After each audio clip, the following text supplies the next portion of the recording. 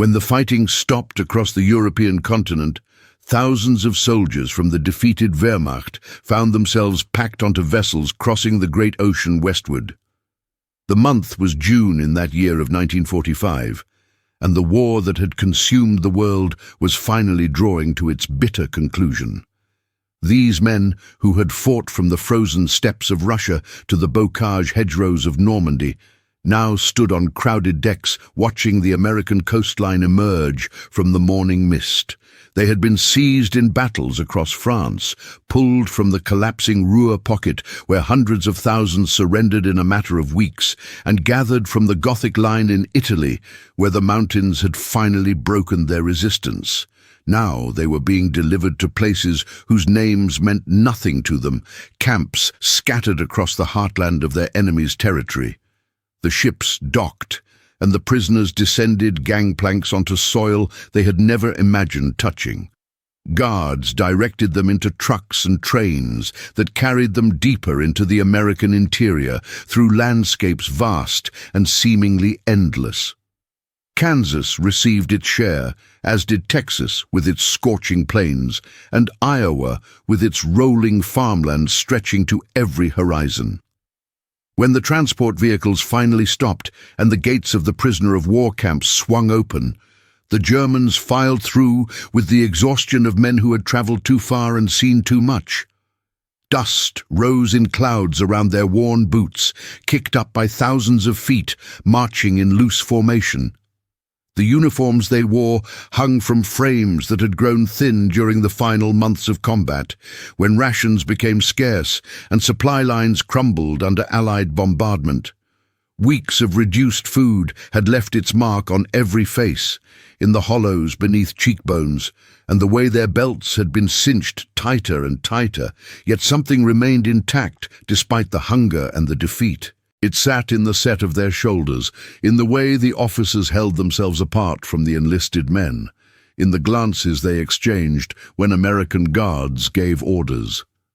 Arrogance had survived where empires had fallen. This was particularly true among those who had held rank, the lieutenants and captains and majors who had commanded men in battle and still believed that certain standards separated the civilized from the barbaric. They gathered in the barracks that first afternoon, settling onto bunks and speaking in low voices about what awaited them in this strange land. The Americans, they agreed, were a young nation without the traditions that gave life its proper shape and meaning. These were people who had grown powerful through industry and numbers, not through the refinement of culture or the discipline of true military tradition. It was during one of these conversations that word filtered through the compound about the evening meal. The Americans, a sergeant informed them, would be feeding the prisoners in something they called a cafeteria. The word itself provoked immediate reaction. Laughter erupted in several of the barracks, spreading from bunk to bunk as men repeated the strange term to one another. A lieutenant who had grown up in Hamburg and remembered the grand restaurants of that port city before the bombing began, shook his head with undisguised contempt. He announced to anyone within earshot that such a word could only refer to the most common sort of establishment, perhaps a grimy tavern where dock workers gathered, or possibly the kind of institutional dining room where schoolchildren were herded through lunch periods. The very sound of it, he insisted, revealed everything one needed to know about American understanding of proper dining.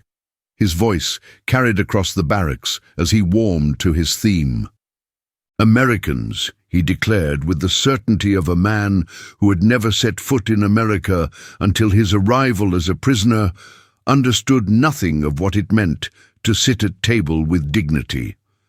Their entire civilization was built on speed and noise and the vulgar pursuit of quantity over quality.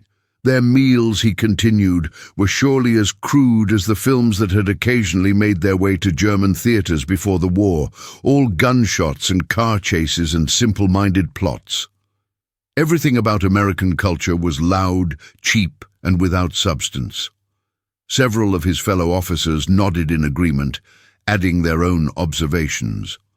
Only in the fatherland, one stated, Had the art of dining been preserved in its truest form? Even in the midst of war, even when resources grew scarce, the German officer corps had maintained standards. Dignity at table was not negotiable. What made this performance of superiority particularly striking was the gnawing emptiness in their bellies as they spoke. The truth that none of them wanted to acknowledge directly was that many months had passed since any of them had eaten what could properly be called a full meal. Bread had become a precious commodity, doled out in portions that grew smaller as the Reich's supply system collapsed.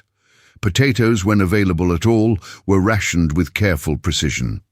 Meat had become almost a memory, something recalled from earlier years when the Wehrmacht still controlled vast territories and could draw supplies from occupied lands. The final winter of the war had been particularly brutal, with soldiers scrounging for anything edible while the civilian population at home faced starvation. Yet pride somehow had remained nourished even as bodies wasted. The memories they clung to were of better times, of officer mess halls in peacetime garrison towns, rooms panelled in dark oak where meals were served with ceremony. They remembered white tablecloths, always crisp and clean, and the way sausages would be arranged on platters with geometric precision. Wine bottles were opened with ritual, the cork extracted carefully, the first pour offered to the senior officer present. These meals had never been merely about sustenance. They were performances of hierarchy, demonstrations of the order that the military system imposed on the chaos of existence. Every gesture at table had meaning, from the moment officers entered the dining room to the final toast before departure. It was theatre, in a sense, but theatre that reinforced identity and belonging. For these men, dining represented something fundamental about what they believed made their nation superior. Order and discipline were not merely military virtues, but civilizing principles that extended to every aspect of life. The table was where these principles became visible, where the difference between the cultured and the primitive was made manifest. They assumed with complete conviction that the Americans possessed none of this understanding. America was a nation of immigrants and mongrels, a place where different peoples had been thrown together without the binding force of true tradition. How could such a society possibly understand the importance of proper dining etiquette? What these confident, hungry men could not possibly have known was the scale of the system that awaited them. While they had been fighting their losing battles across Europe, while their homeland's economy crumbled and supply networks failed, the United States had been building something unprecedented in human history. By 1944, the Quartermaster Corps of the U.S. Army had perfected logistics that would have seemed fantastical to military planners from any previous era. The achievement was not merely feeding American soldiers deployed across 3 continents, though that alone would have been remarkable. The system had been designed with such excess capacity that it could simultaneously supply millions of prisoners of war, enemy soldiers whose nations had sought America's destruction, with regular abundant meals. The numbers told a story of agricultural and industrial might that defied easy comprehension. In that single year of 1944, American farms had produced more than 24 billion pounds of meat. The figure was so large as to be almost meaningless until one tried to imagine it.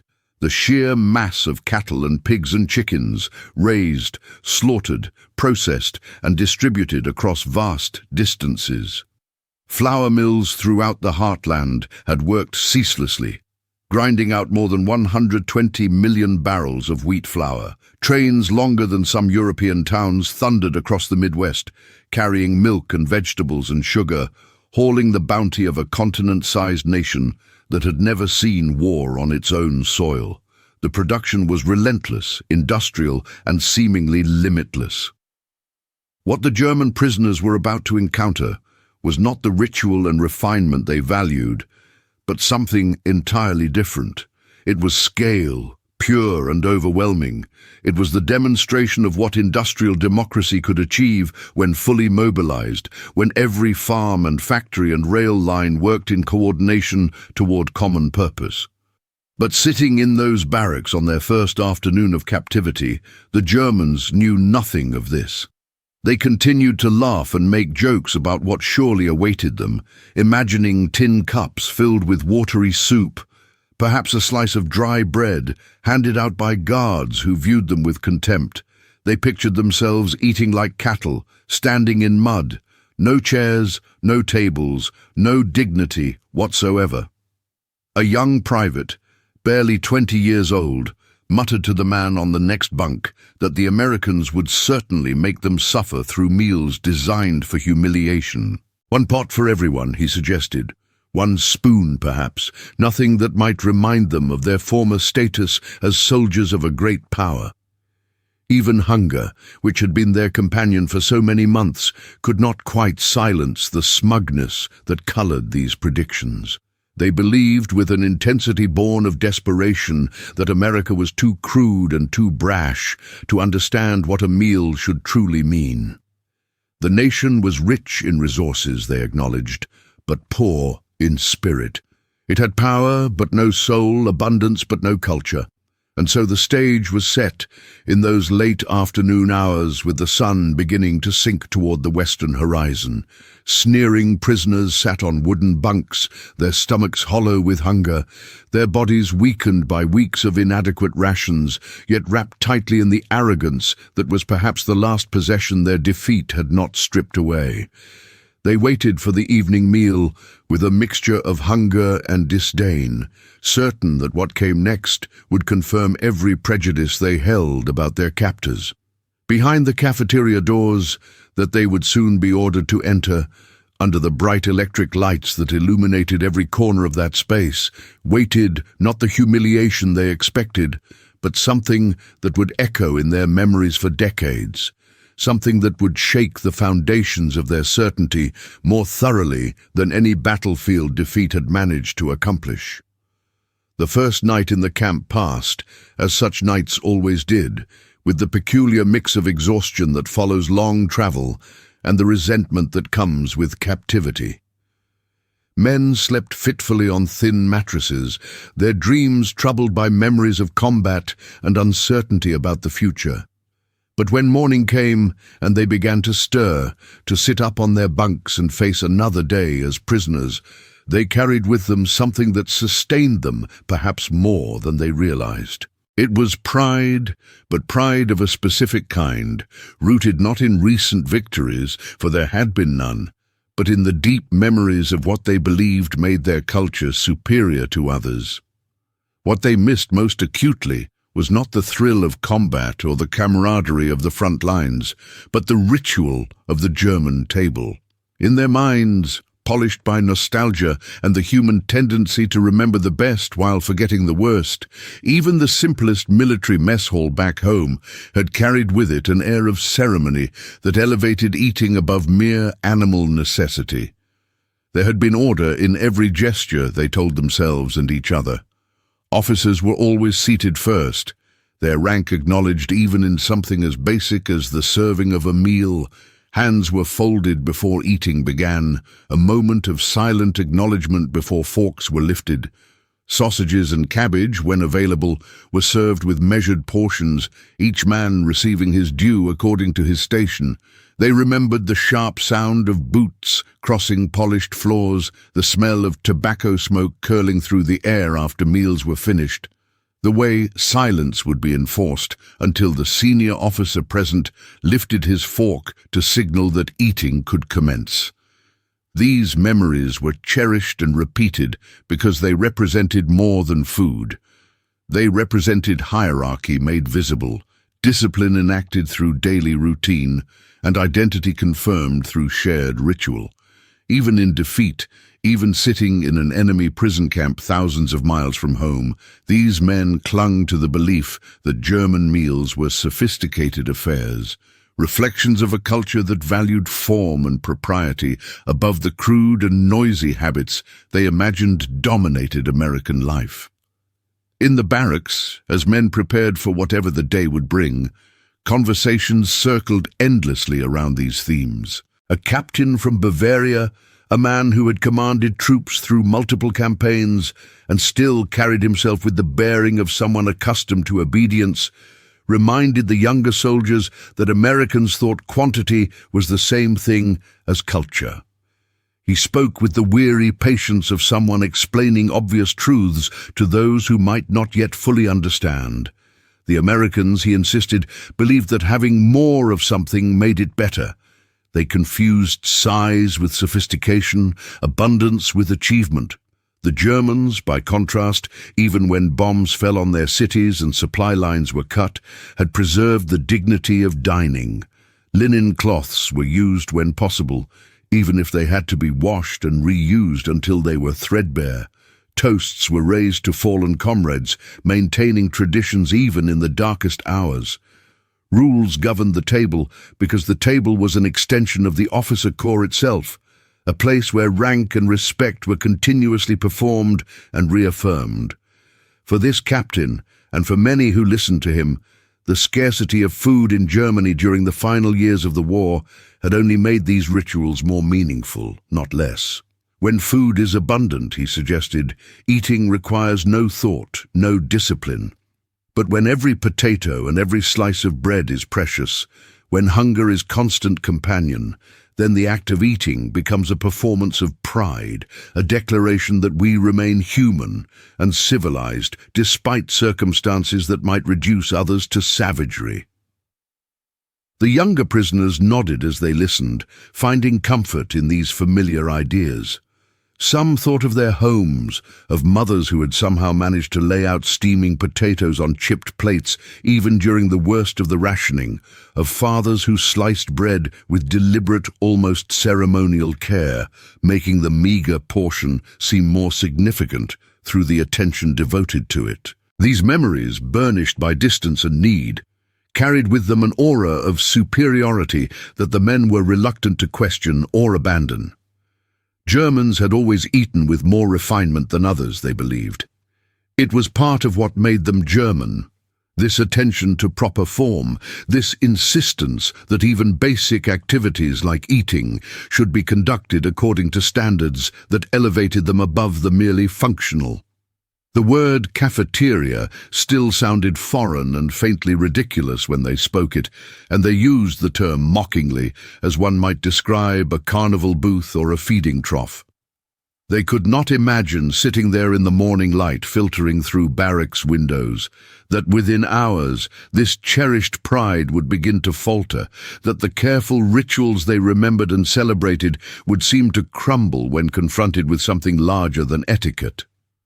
What these men did not yet understand, what they lacked the context to grasp, was that America's strength lay not in ritual, but in abundance, not in hierarchy, but in scale. For the German prisoners of war, this would prove to be the cruelest twist of memory imaginable.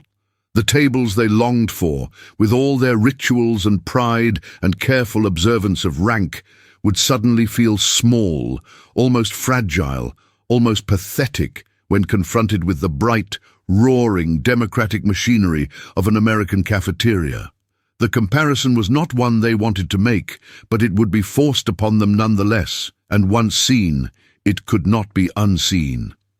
And so they waited, these proud and hungry men, lined up as ordered, their stomachs growling with the insistence of bodies that had been underfed for far too long. They waited, still certain that they knew what it meant to dine with dignity, still unaware that the next door they would be ordered to pass through was not just a mess hall or a feeding station, but a mirror that would reflect the true difference between two worlds, two systems, two visions of what society could achieve.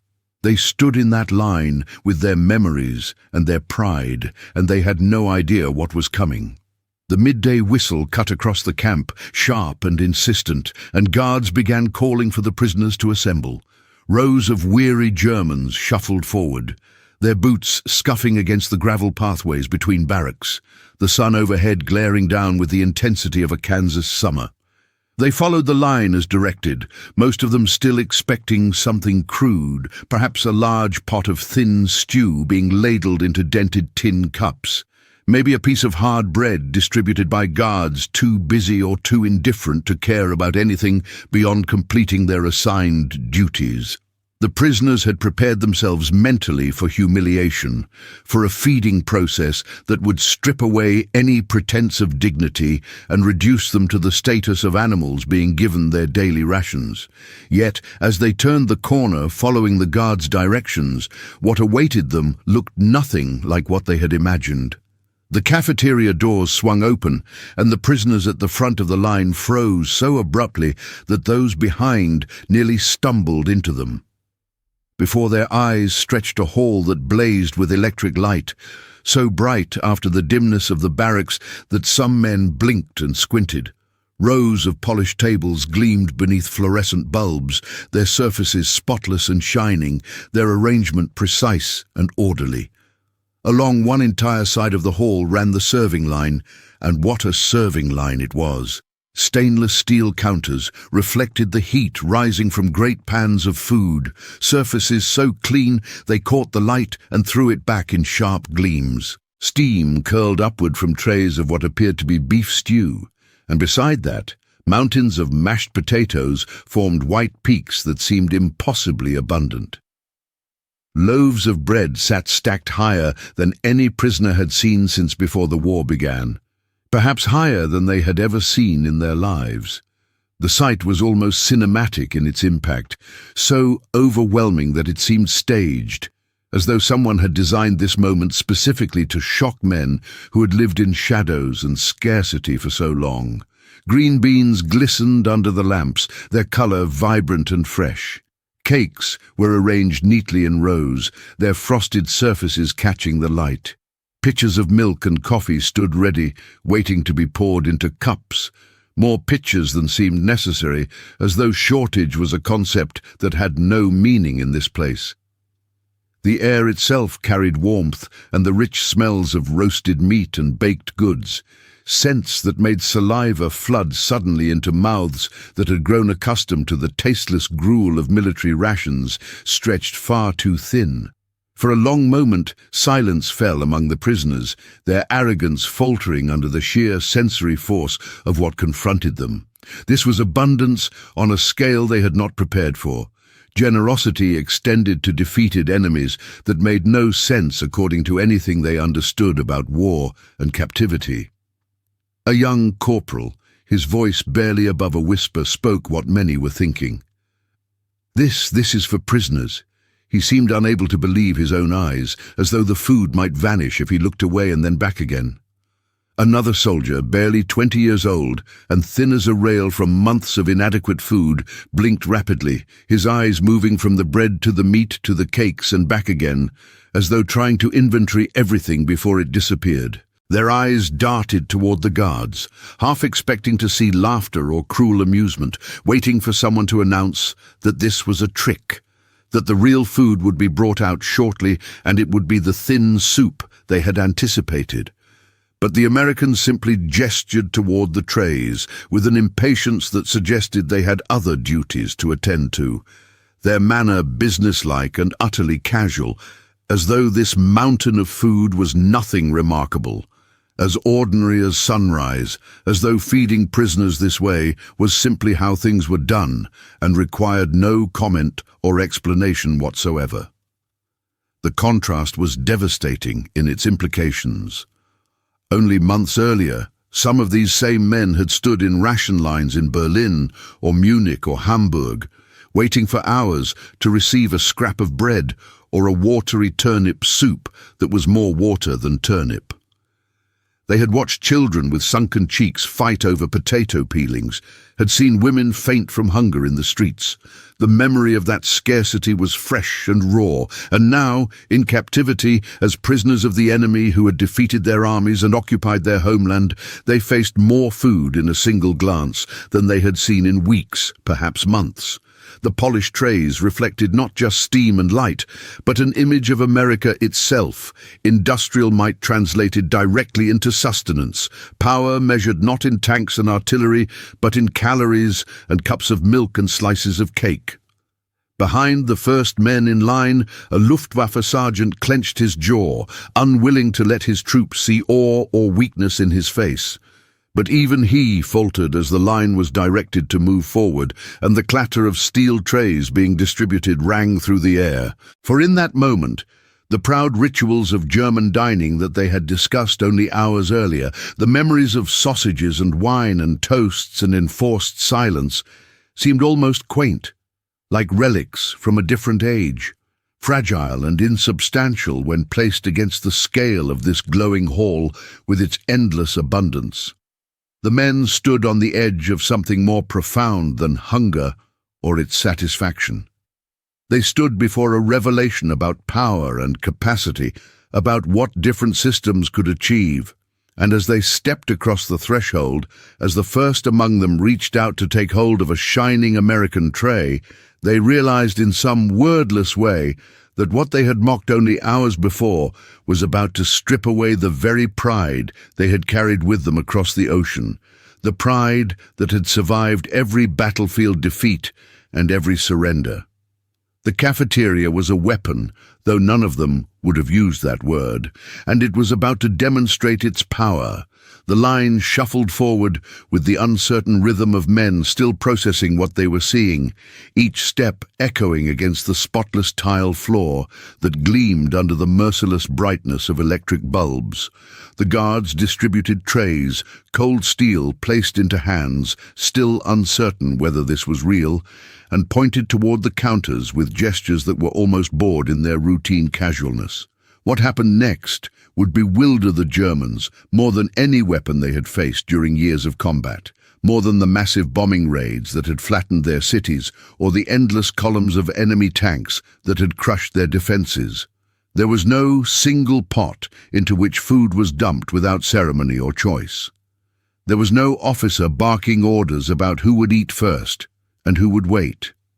Instead, they witnessed an orderly flow that operated on principles entirely foreign to their experience. Each man walked forward individually, slid his tray along a metal rail that ran the length of the serving line, and made choices.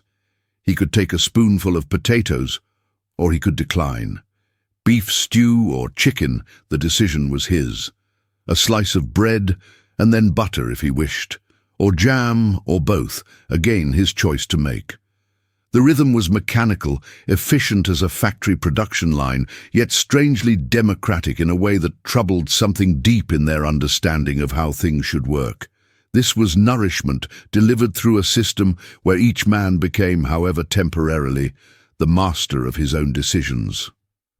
One prisoner muttered in disbelief, "We may choose," as though speaking the words aloud might help him comprehend what was happening. The guard merely nodded, not understanding German, but recognizing the tone of surprise, and gestured for the line to keep moving. Another German prisoner whispered to the man beside him that this was how American soldiers themselves were fed, and the idea struck them with more force than the smell of roasted meat or the sight of fresh bread. Choice had been a privilege they had not imagined would be extended to prisoners, to defeated enemies. In the Wehrmacht, rations had always been handed down without question or consultation.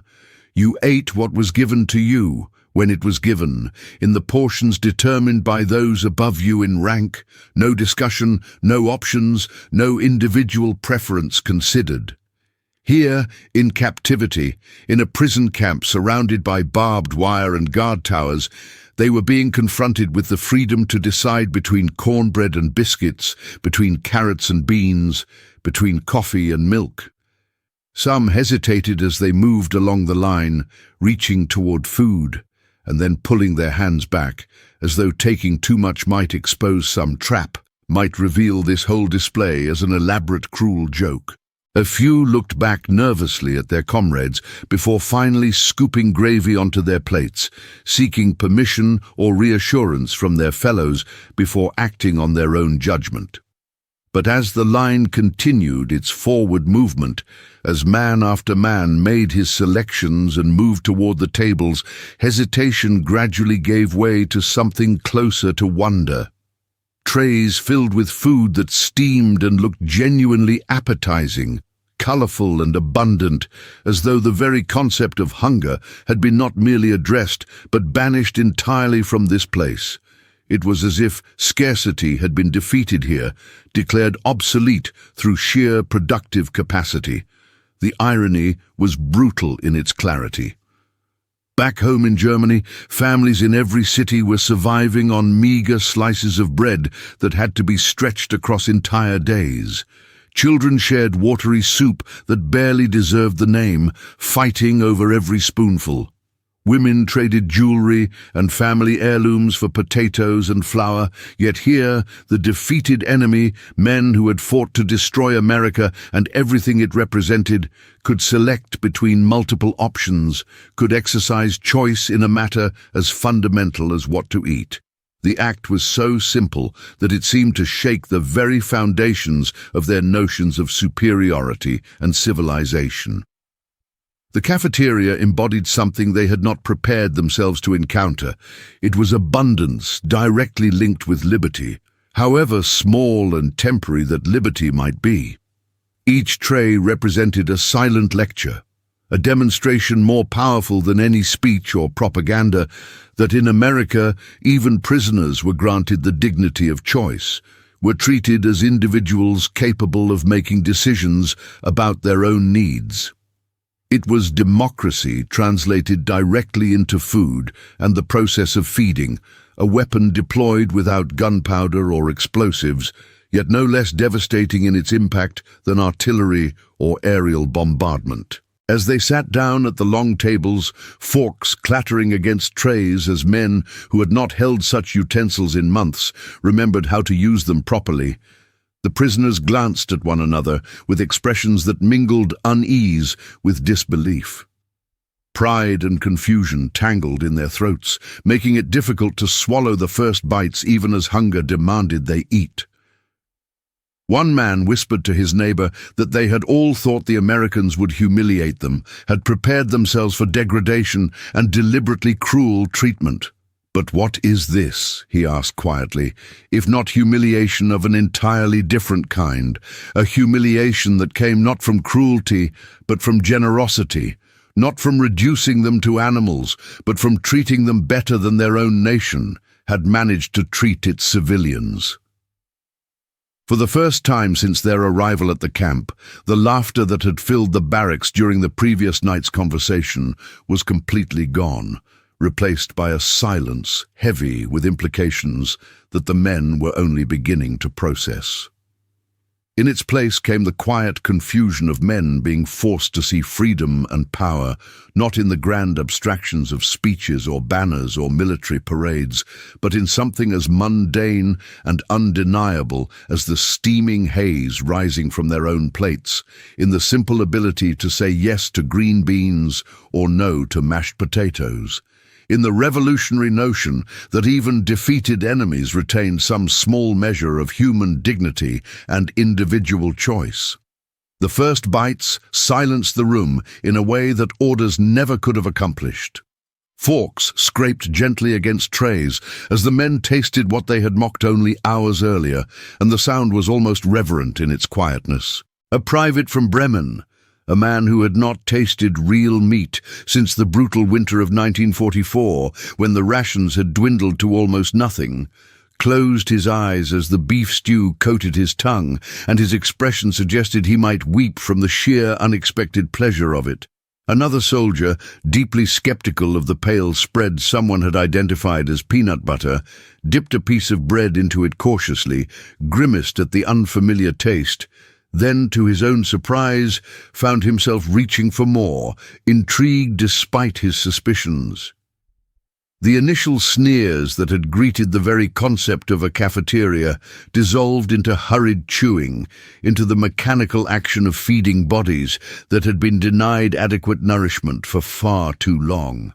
Eyes darted around the tables to see who would admit it first, Who would be willing to acknowledge that the food was not just edible, but actually good, that the Americans had not served them garbage or slop, but genuine, well-prepared meals that exceeded anything they might have reasonably expected?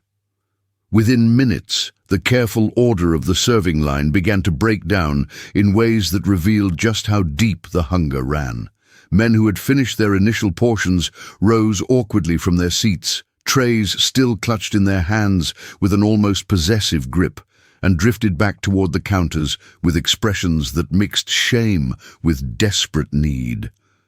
The guards looked on with faint amusement, clearly visible on their faces, as the same Germans who had laughed at the very idea of American cafeterias only hours earlier returned for second helpings, some even attempting thirds when they could manage it without drawing too much attention.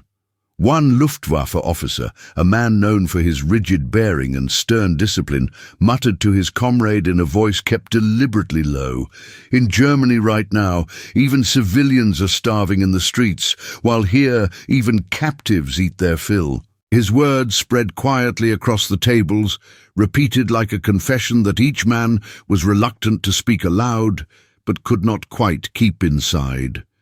The observation travelled from table to table, shared in whispers, and with each repetition it seemed to carry more weight, more terrible significance. The atmosphere in the cafeteria shifted in subtle but unmistakable ways as the meal continued. The first encounter with the food had been pure shock, the nervous system's immediate response to unexpected abundance.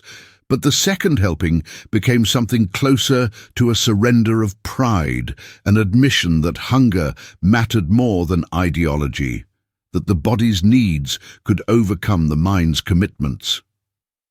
A sergeant who had spent the previous evening lecturing younger soldiers on the refinement of German dining traditions now shoveled cornbread into his mouth with boyish hunger that would have embarrassed him had he stopped to think about it. A young private licked frosting from his fingers with undisguised pleasure, whispering to no one in particular that the cake tasted sweeter than any ration his mother had managed to stretch across an entire month back home. In the barracks later that night, after the meal had ended and they had been marched back to their quarters, men laughed nervously, but the laughter was different now.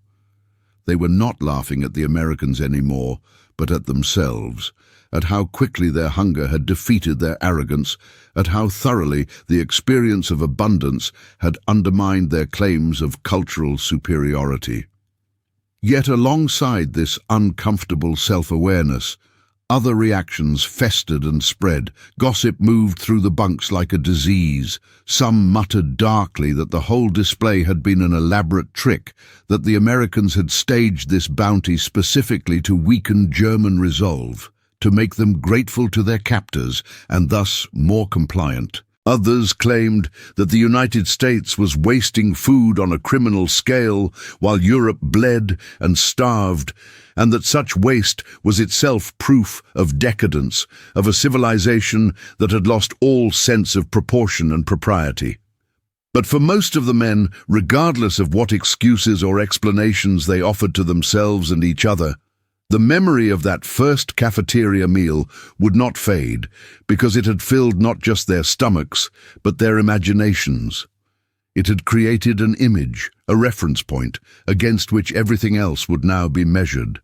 They had seen with their own eyes what abundance looked like when organized on an industrial scale, and the sight had been genuinely awesome in the original sense of that word, inspiring awe and something close to fear.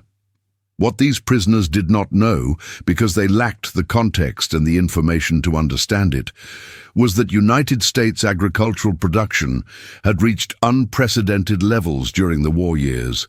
In 1945 alone, the year of their capture, American dairy farms had produced more than 55 billion quarts of milk, a number so vast it challenged comprehension.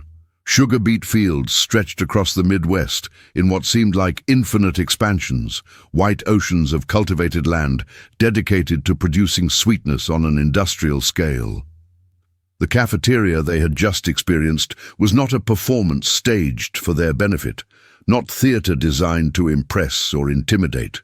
It was simply the byproduct of a system, the overflow of productive capacity that dwarfed anything Europe had achieved, even in peacetime.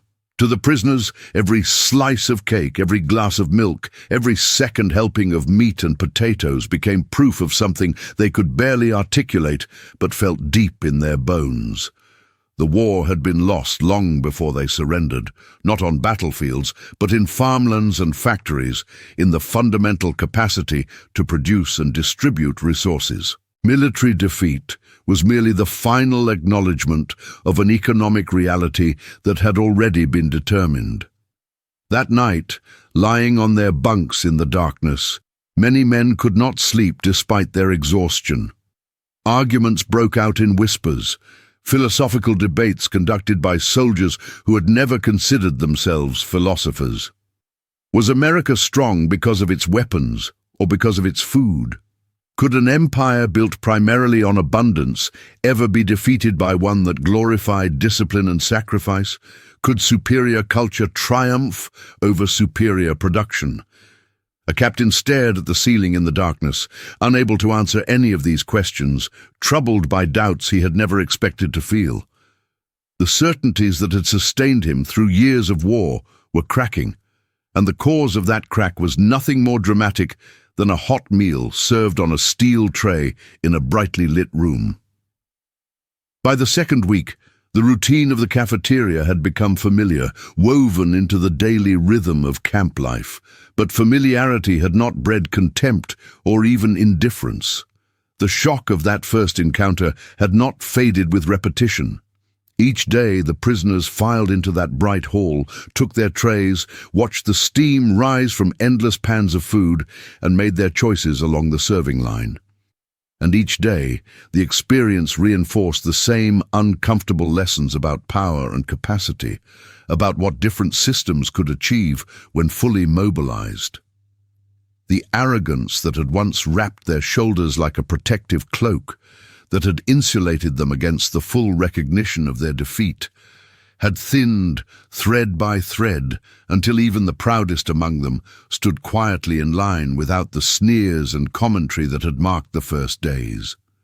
Pride was proving difficult to maintain when roast beef and coffee and cornbread sat waiting only a few steps away, when second and third helpings were available to anyone willing to simply ask or return to the line. One Luftwaffe captain, a man known throughout his unit for his clipped orders and disdainful gaze, for his insistence on proper military bearing under all circumstances, was spotted by his own men slipping back into the serving line for seconds. His troops watched in silence, a mixture of relief and discomfort settling over them like fog. The relief came from seeing that even their captain was human enough to surrender to hunger. The discomfort arose from witnessing the collapse of standards they had thought immutable. If even the captain could not maintain his dignity in the face of American abundance, what hope did any of them have? Another officer, a man who had spent the first evening in camp lecturing the barracks about American vulgarity and the importance of maintaining German standards even in captivity, now held his tray close to his chest like something precious as he balanced two slices of pie with visible care. Nobody mocked him for this reversal. Hunger had united them more effectively than rank or ideology or any speech about national duty ever could. The cafeteria had become a great equalizer, reducing all distinctions to the common denominator of empty stomachs and the human need for nourishment. But there was another layer to the cafeteria experience, another dimension that unsettled the prisoners even more deeply than the abundance itself. Behind the counters, serving the food with practiced efficiency, stood not just white American cooks in military uniforms, but African-American mess workers, and sometimes women as well, all performing their duties with a matter-of-fact professionalism that took no notice of the Germans' discomfort. For men who had been fed years of propaganda about racial hierarchy, about the supposed natural order that placed different peoples in different positions of superiority and inferiority, the moment was profoundly shattering. To be handed food respectfully, to be served in silence by someone whom their nation's ideology had condemned as racially inferior, challenged fundamental assumptions in ways that direct argument never could have achieved. These were people, according to everything they had been taught, who should not even be capable of the level of organization and efficiency on display. Yet here they were, part of a system that functioned with mechanical precision, treating the German prisoners with neither special cruelty nor special kindness, simply doing their jobs as assigned. Whispers spread through the barracks that night, as they did after every unsettling encounter with American realities. Some men muttered about shame, about how far they had fallen to accept food from such hands. Others deflected, claiming it was just the American way of doing things, that the United States had different customs and standards that should not be judged by German measures.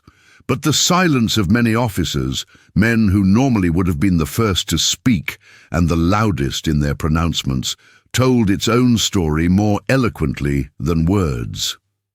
The cafeteria was not merely a place where hunger was satisfied. It had become a daily reminder that the world they had believed in, that carefully ordered universe of hierarchy and ritual and claims of superiority, was collapsing with every spoonful of stew, with every glass of milk poured by hands that should not, according to their ideology, have been capable of such simple competence. Statistics available to the camp administrators sharpened the sense of humiliation.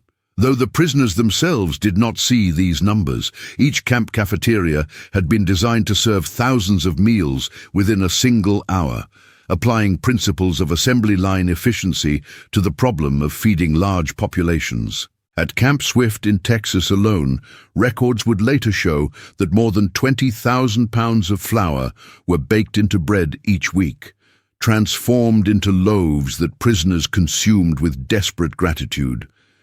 The numbers were staggering in their scale, relentless in their demonstration of capacity, undeniable in their implications about which nation could sustain itself and which could not.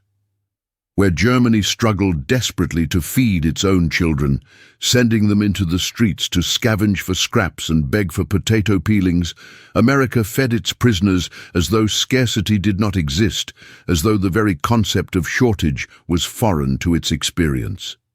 The comparison was devastating for anyone willing to think it through to its logical conclusions. As the trays clattered and the serving lines moved forward day after day, many prisoners found themselves lost in thought during meals, chewing mechanically while their minds wrestled with questions that had no comfortable answers. What did it mean to be fed so well by an enemy? Was this kindness, or was it domination dressed in the costume of mercy? Was it generosity, or was it a demonstration of power more effective than any weapon? A young corporal admitted in his private diary, which he kept hidden beneath his mattress, that he feared the food more than he feared the barbed wire surrounding the camp. The fence merely constrained his body, he wrote, but each meal seemed to weaken something deeper, eroding the certainties he had brought with him into captivity. He found himself forgetting his hatred a little more with each day, and this forgetting terrified him more than the prospect of remaining imprisoned. Autumn sunlight slanted golden across the camp when the cafeteria doors opened once more on an October afternoon, illuminating dust motes in the air and painting everything with the warm colors of a season turning. By this point, months into their captivity, the ritual had become as familiar as breathing. The shuffle of boots toward the hall, the gleam of steel trays catching the light, the rising steam of food prepared in quantities that still seemed excessive no matter how often they witnessed it. Yet something deeper had shifted in the prisoners over these weeks and months, a transformation that operated below the level of conscious thought. What had begun as laughter and contempt had turned first to awe, then to uneasy acceptance, and now lingered as memory being etched into the very marrow of men who had once sworn absolute allegiance to ideals that seemed increasingly distant and abstract. A grey-haired officer, a veteran of campaigns on the Eastern Front, where he had witnessed horrors beyond description, sat quietly at a corner table with his tray before him. He held it as though it were some kind of relic from a future he had not anticipated, an artifact from a world that operated according to different rules than those he had learned. Before him lay mashed potatoes arranged in smooth white mounds, green beans that still retained their color and texture, and a generous slice of chocolate cake that glistened with frosting under the lights. He ate slowly, almost reverently, as though each bite carried the weight of lessons he could not escape or ignore. Later, back in the barracks, as evening settled and men prepared for sleep, he whispered to a comrade on the next bunk that the Americans won not only with their guns and their tanks and their airplanes, but with their fundamental ability to feed even their enemies. "We were wrong to laugh at them," he admitted, his voice barely audible. "We understood nothing. The cafeteria had become far more than a place to eat.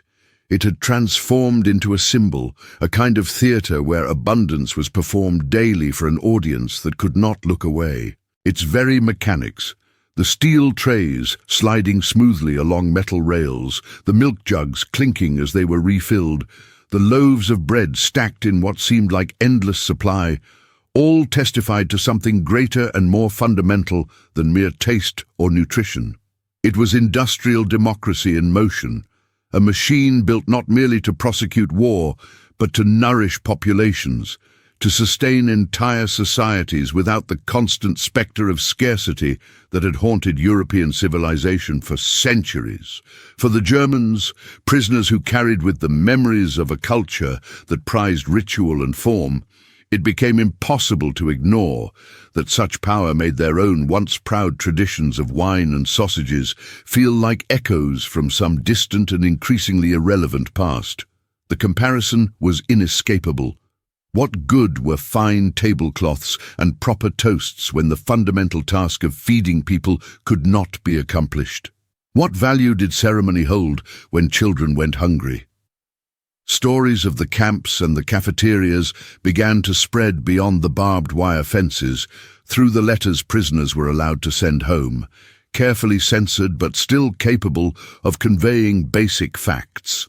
Some men wrote to wives or mothers, hinting in language that would pass the censor's review that captivity was less brutal than they had feared, that the Americans treated their prisoners with a restraint and even a generosity that defied expectations. Others remained silent, unable to articulate the shame they felt that their most haunting memory of the war was not the terror of combat or the grief of losing comrades, but the daily abundance of an enemy cafeteria, the humiliation encoded in second and third helpings freely given, the irony cut deep and left scars that would last lifetimes. The regime they had served had promised them supremacy, had insisted that German culture and German discipline would inevitably triumph over the crude materialism of democratic societies. But the lesson they carried home, the truth that would sit in their memories for decades, was the humiliation encoded not in cruelty, but in generosity, not in deprivation, but in plenty freely offered even to those who had sought their enemies' destruction. Years later, when the war had receded into history and these men had returned to Germany and attempted to rebuild their lives amid the ruins, these memories resurfaced with surprising power and frequency. Old men who had become grandfathers found themselves speaking less of battlefields and artillery barrages and more of meals eaten in an American prison camp. The stories they told their grandchildren were not the tales of glory and adventure that children expected from veterans, but quieter, stranger recollections that puzzled young listeners. A former soldier, now elderly and sitting in a comfortable chair in his small apartment, told his grandson not of the tanks he had faced or the artillery that had nearly killed him, But of the day he had mocked the concept of a cafeteria, only to find himself standing in line for second helpings hours later. His voice trembled slightly as he described details that remained vivid despite the passage of decades. The clatter of trays, a sound that still sometimes echoed in his dreams. The flood of milk being poured into glasses, white and pure, and seemingly inexhaustible. The sweetness of American cornbread, which he had never tasted before and had thought looked unappetizing until he tried it and found himself reaching for another piece. That image, he explained to his confused grandson, had revealed the scale of America's true power more clearly than any battle report or casualty figure. More than the crack of rifles or the roar of bombers overhead, it was the cafeteria that had shown him which side possessed the resources and the will to win a long war of production and attrition. The boy listened without fully understanding, puzzled that his grandfather's most powerful memory of the war involved food rather than fighting, unable to grasp how a meal could carry more meaning than combat.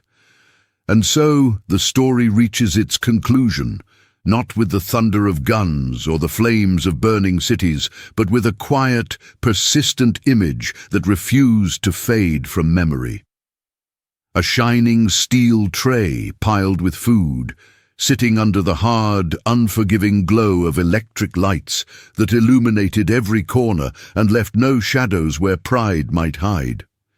For the prisoners who had once scoffed and sneered and laughed at the very idea of an American cafeteria, it had proven to be a weapon more powerful than any cannon or bomb, a lesson delivered not through violence, but through generosity that somehow cut deeper than cruelty ever could. The truth they learned, the knowledge they carried with them across oceans and through the decades that followed, was that abundance itself could break down the walls of pride more surely and more thoroughly than any amount of force or coercion. A nation that could feed even its enemies, that could extend choice and dignity even to those who had sought its destruction, possessed a kind of power that military might alone could never achieve. It was the power of a system that had solved the fundamental problem of scarcity, that had organized its agriculture and industry so effectively that waste became possible, even routine. History teaches its lessons through many channels. Sometimes the lessons arrive with noise and drama, with the roar of cannons and the thunder of engines and the shouting of armies across muddy fields. But sometimes, as the German prisoners of war discovered to their lasting discomfort, history's deepest lessons come quietly, delivered in the clatter of trays and the rising steam of food drifting through a brightly lit hall. The story of German soldiers who once mocked American cafeterias only to stand humbly in line for second and third helpings reminds us across the decades that power expresses itself in many forms. It is not always measured in the destructive capacity of weapons or the tactical brilliance of generals. Sometimes the most decisive power is revealed in the simple, undramatic ability to nourish and sustain, to provide without fear of running short, to extend abundance even to those who have no claim to it beyond their basic humanity. For the men who lived through this experience, who passed through those cafeteria doors day after day during their months of captivity, the memory became sharper and more significant than many of their combat experiences.